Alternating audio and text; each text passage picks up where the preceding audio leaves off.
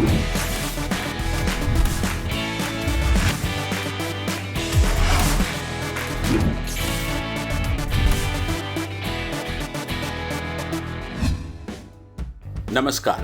खेलों में खास के साथ मैं हूं संजय बैनर्जी। आप सभी का स्वागत। Our sports content is pure as 24 karat gold. Please like and subscribe it. Your support will help us in doing better. Thank you. शुरुआत क्रिकेट से। इंग्लैंड और ऑस्ट्रेलिया के बीच तीसरा और निर्णायक वनडे मैच आज मैनचेस्टर में खेला जाएगा। दोनों टीमें एक-एक मैच जीतकर बराबरी पर हैं। ऑस्ट्रेलिया ने पहला वनडे 19 रन से जीतकर सीरीज में 1-0 की बढ़त ली, लेकिन दूसरे मैच में इंग्लैंड ने उसे 24 रन से हराकर मामला बराबर कर दिया। ऑस्ट्रेलिया ने पिछले 6 महीने से क्रिकेट नहीं खेली और कुछ हद तक मैच फिटनेस की कमी दिखाई दे रही है। पिछले मैच में उसे 19 ओवर में 88 रन बनाने थे और 8 विकेट बाकी थे, लेकिन उनकी बल्लेबाजी चरमरा गई। इससे पहले T20 में भी उनका मध्यक्रम पूरी तरह कोलैप्स कर गया था। ऑस्ट्रेलिया के लिए वार्नर फॉर्म में नहीं है, जबकि उनकी गेंदबाजी में पैनापन कायम है। उधर इंग्लैंड के लिए जॉर्ज बटलर का न चल पाना एक परेशानी का सबब बना हुआ है। शुरुआती विकेट जल्दी गिरने से टीम पर दबाव बन रहा है। इंग्लैंड की टीम में किसी परिवर्तन की उम्मीद नहीं है, जबकि ऑस्ट्रेलिया के लिए स्टीव स्मिथ को शामिल करने पर फैसला आखिरी लम्हों में लिया जाएगा। Former test player Ashok Malhotra इस समय हमारे साथ मौजूद हैं। अशोक जी, ये डिसाइडर है और आप जानते हैं कि इंग्लैंड ने पिछले 5 साल में एक भी सीरीज अपने यहाँ दबाई नहीं है। किसका पलड़ा भारी लगता है?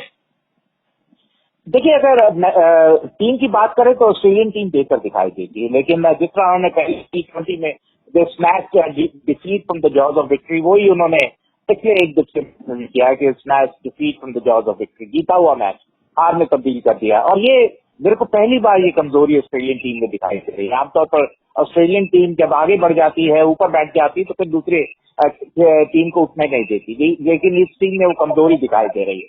और दूसरी तरफ अगर आप इंग्लैंड की बात करें तो नेवर से डाइस थ्रेट, उनका कभी भी हार नहीं मानते, आखिरी मौके तक लड़ते दिखाई देते हैं। और ये इनकी कारण है कि इस बार वर्ल्ड कप उन्होंने जीता। तो मुझे ऐसा लगता है कि कांटे की टक्कर होने की संभावना, लेकिन मैं अगर पेपर की बात करें, ऑन पेपर, तो कहीं ना कहीं ऑस्ट्रेलिया का पलड़ा भारी है। हालांकि पिछला मैच वो जरूर हारे, क्योंकि उनके पास बेहतरीन गेंदबाजी है, उनके पास अच्छे खासी प्रारंभिक जोड़ी है। स्मिथ का खेलना काफी महंगा साबित हो रहा, लेकिन हकीकत ये है on paper man to man अगर बात करें तो ऑस्ट्रेलियन टीम काफी बेहतर दिखाई देती है। और जहां तक इनका सवाल बेन स्टोक्स की कमी, उनको बहुत ज्यादा खल है। अशोक जी, क्या आपको लगता है कि ऑस्ट्रेलिया ने पिछले 6 महीने से बिल्कुल भी क्रिकेट नहीं खेली है और अचानक एक सीरीज के अंदर उतरना, क्या मैच प्रैक्टिस की सचमुच कमी है? यह बिल्कुल मैच फिटनेस का थोड़ा अभाव दिखाई देता है, जिसके चलते कहते हैं कि जीता हुआ मैच हार गए। पहला 2020 की बात करें, ये दूसरा एक दिवसीय मैच 144 के दो पर, उसके बाद 166 पर 8 होना, 22 रन पे 6 विकेट गंवाना अपने आप दर्शाता है कि ऑस्ट्रेलियन टीम शायद अभी मैच फिटनेस में थोड़ी कम दिखाई दे रही है, और क्या उनको अभी भी उनका जो जंग है वो पूरी तरह उतरा नहीं। आप वार्नर का अगर आप परफॉर्मेंस देखें तो पहले T20 को छोड़ करके वो लगातार अपना इम्पैक्ट नहीं छोड़ पा रहे हैं। जी बिल्कुल, पिछली बार टेस्ट सीरीज में भी स्टुअर्ट ब्रॉड ने लगातार उनको आउट किया था, और इस बार जोफ्रा आर्चर उनके पीछे पड़ गया। ऐसा लगता है जो गेंदबाज ऑफ स्टंप में बाहर जाती गेंदबाजी उनको करता है, उससे उनको काफी परेशानी होती। तो ये कहीं न कहीं पूरी दुनिया के गेंदबाजों के लिए एक सबक है कि वार्नर को किस तरह आउट किया जाए, और हो सकता है यही तरीका आपको IPL में देखने को भी मिले वार्नर के विरुद्ध। लेकिन एक बात तय है, जो इन स्विंगर्स करता है वो वार्नर को तंग कर सकता है।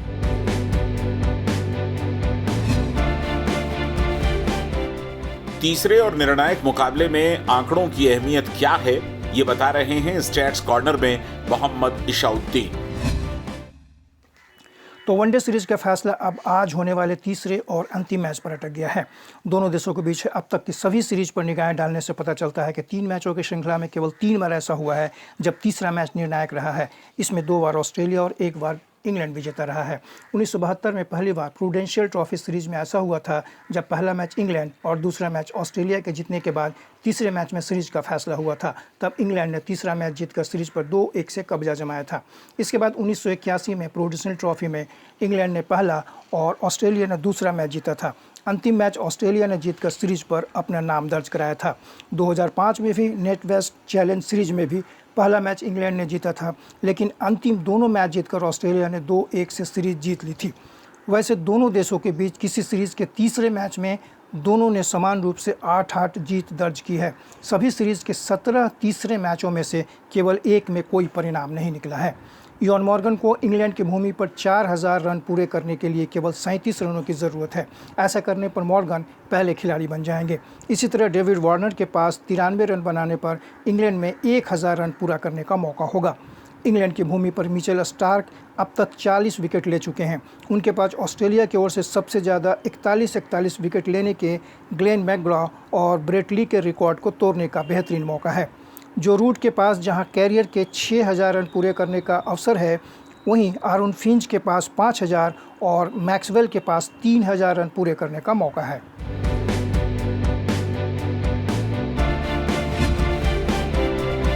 बीसीसीआई प्रेसिडेंट सौरव गांगुली ने शारजा क्रिकेट स्टेडियम का दौरा किया। जैसा कि आप जानते हैं कि शनिवार से यूएई में होने वाले आईपीएल की तैयारियों का जायजा लेने के लिए बीसीसीआई की टीम पिछले सप्ताह यूएई पहुंची। इस टीम को खुद सौरव गांगुली लीड कर रहे हैं। पिछले सप्ताह यूएई पहुंचने के बाद सौरव गांगुली समेत बीसीसीआई के अन्य ऑफिशियल्स को 6 दिन के क्वारंटीन में रहना पड़ा, जबकि उनके 3 कोरोना टेस्ट भी हुए। आईपीएल 2020 अबू धाबी, शारजा और दुबई में खेला जाना है। सौरव गांगुली ने अपने सोशल मीडिया अकाउंट्स पर शारजा क्रिकेट स्टेडियम की तस्वीर शेयर की और कहा है कि शारजा क्रिकेट स्टेडियम आईपीएल 2020 के लिए तैयार है। गांगुली और उनकी टीम आईपीएल के तीनों वेन्यूज का जायजा ले रही है जहां मैच खेले जाने हैं।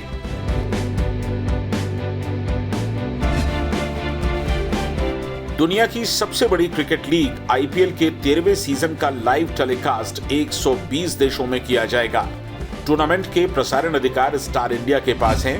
भारत में हिंदी और इंग्लिश के अलावा 6 अन्य भाषाओं में भी प्रसारण होगा। इनमें तमिल, तेलुगु, कन्नड़, बांग्ला, मलयालम और मराठी शामिल हैं। दर्शक हॉटस्टार पर मैच की लाइव स्ट्रीमिंग देख सकते हैं। यूके, आयरलैंड में स्काई स्पोर्ट्स, अमेरिका, कनाडा में विलो टीवी, जबकि ऑस्ट्रेलिया, न्यूजीलैंड में फॉक्स स्पोर्ट्स पर मैच देखे जा सकते हैं। वहीं पाकिस्तान में टूर्नामेंट का लाइव प्रसारण नहीं होगा, जबकि अफगानिस्तान और बांग्लादेश में प्रसारण के लिए स्टार स्थानीय ब्रॉडकास्टर से बात कर रहा है। पाकिस्तान क्रिकेट बोर्ड की आर्थिक स्थिति लगातार बिगड़ती जा रही है। बोर्ड ने डोमेस्टिक टूर्नामेंट में खेलने वाले तकरीबन 250 प्लेयर्स और ऑफिशियल से कोरोना टेस्ट की फीस भी चार्ज की है। बोर्ड के पास कोरोना टेस्ट के लिए लेबोरेटरी और हॉस्पिटल की सुविधा नहीं है।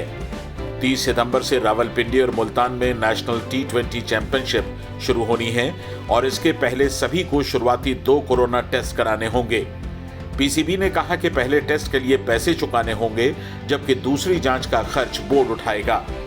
मीडिया रिपोर्ट्स की माने तो भारत पाकिस्तान के बीच सीरीज नहीं होने से पीसीबी को करीब 663 करोड़ रुपए का नुकसान हुआ है।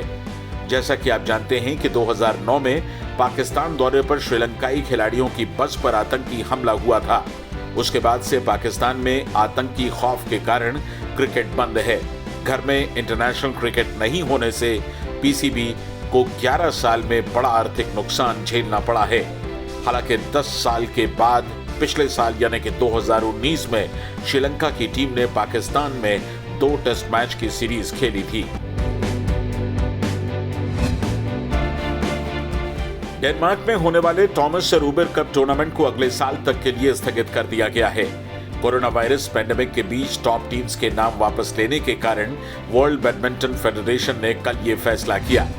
थाईलैंड, ऑस्ट्रेलिया, चाइनीज ताइपे और अल्जीरिया के बाद इंडोनेशिया और साउथ कोरिया ने भी नाम वापस ले लिया, जिसकी वजह से BWF ने इमरजेंसी वर्चुअल मीटिंग में ये फैसला लिया। इससे पहले भारत ने 3 से 11 अक्टूबर तक डेनमार्क के आरहस में होने वाले टूर्नामेंट के लिए महिला और पुरुष दोनों टीमों की घोषणा कर दी थी। हालांकि BWF ने कहा कि डेनमार्क ओपन पूर्व निर्धारित कार्यक्रम के अनुसार 13 से 18 अक्टूबर तक होगा, लेकिन 20 से 25 अक्टूबर तक होने वाला विक्टर डेनमार्क मास्टर्स भी रद्द किया जा रहा है। महिला पहलवानों का ओलंपिक की तैयारियों का कैंप लखनऊ में 1 अक्टूबर से शुरू होगा। इस बार इंडियन रेसलिंग फेडरेशन ने सख्त रुख अख्तियार किया है और साफ कर दिया है कि जो भी महिला पहलवान कैंप में शामिल नहीं होंगी उन्हें शो कॉज नोटिस दिया जाएगा और नोटिस का ठोस जवाब नहीं मिलने पर कार्रवाई भी की जाएगी। महिला पहलवानों के इनकार के बाद पिछले 2 बार से ये कैंप रद्द होता आ रहा है। ओलंपिक पदक विजेता Sakshi Malik, world champion medallist Vinesh Phogat समेत कई महिला पहलवानों ने कोरोना के चलते कैंप में पार्टिसिपेट करने से पहले इनकार कर दिया था। कई महिला पहलवानों ने साई सेंटर के साथ लगे हज हाउस में बने कोविड अस्पताल से खतरा बताया था। हालांकि रेसलिंग फेडरेशन का कहना है कि कैंप में साई की SOP के मुताबिक सारे इंतजाम होंगे, सभी के कोविड टेस्ट होंगे, पहलवानों को सिर्फ हॉस्टल से ट्रेनिंग हॉल तक जाना है। इस बीच पुरुष पहलवानों का कैंप कल से सोनीपत में शुरू हो गया। पहलवानों का 14 दिन का आइसोलेशन कल ही समाप्त हुआ है। कैंप में इस वक्त बजरंग समेत कुल मिलाकर 14 पहलवान शामिल हैं। भारतीय grandmaster P Harikrishna Saint Louis rapid and blitz online शतरंज टूर्नामेंट में वर्ल्ड चैंपियन मैग्नस कार्लसन और हिकारू नाकामुरा जैसे टॉप प्लेयर्स के साथ मुकाबला करेंगे। ये चैंपियनशिप कल शुरू हुई। पिछले महीने ऑनलाइन ओलंपियाड में गोल्ड मेडल जीतने वाली भारतीय टीम के एक मेंबर रहे देश के दूसरे नंबर के प्लेयर हरिकृष्णा को टूर्नामेंट में कड़ी चुनौती का सामना करना पड़ सकता है। हरिकृष्णा 2714 पॉइंट्स की ELO रेटिंग के साथ टूर्नामेंट में रैंकिंग के मामले में नीचे से नंबर 2 पर हैं। कुल मिलाकर 10 प्लेयर्स 5 दिन तक चलने वाले इस टूर्नामेंट में 9 रैपिड और 18 ब्लिट्ज बाजियां खेलेंगे। नॉर्वे के कार्लसन ने हाल में Magnus Carlsen chess tour finals का खिताब जीता था। अर्जेंटीना के लियोनेल मेसी करीब 924 करोड़ रुपए की कमाई के साथ लगातार दूसरे साल टॉप पर बने हुए हैं। स्पोर्ट्स मैगजीन फोर्ब्स ने 2020 में सबसे ज्यादा कमाई वाले फुटबॉलर्स की लिस्ट जारी की है। मेसी के बाद पुर्तगाल के क्रिस्टियानो रोनाल्डो करीब 858 करोड़ रुपए की कमाई के साथ दूसरे नंबर पर काबिज हैं। इस बार फ्रांस के सिर्फ 21 वर्षीय प्लेयर किलियन एम्बाप्पे ने सभी को चौंका दिया। वे पहली बार टॉप 5 में शामिल हो गए। इस साल उनकी कमाई बढ़कर 308 करोड़ रुपए हो गई है। ब्राजील के स्टार प्लेयर नेमार जूनियर की कमाई पर भी कोरोना की मार पड़ी है। वे करीब 704 करोड़ रुपए की कमाई के साथ लगातार दूसरे साल तीसरे नंबर पर काबिज हैं। आज का खेलों में खास यहीं तक। स्पोर्ट्स अपडेट्स, वीडियोस और ब्लॉग्स के लिए आप हमारी वेबसाइट sportszindagi.com जरूर विजिट करें। हमारी ईमेल आईडी है connect@sportszindagi.com। अपना ख्याल रखें और जुड़े रहें स्पोर्ट्स जिंदगी के साथ। नमस्कार।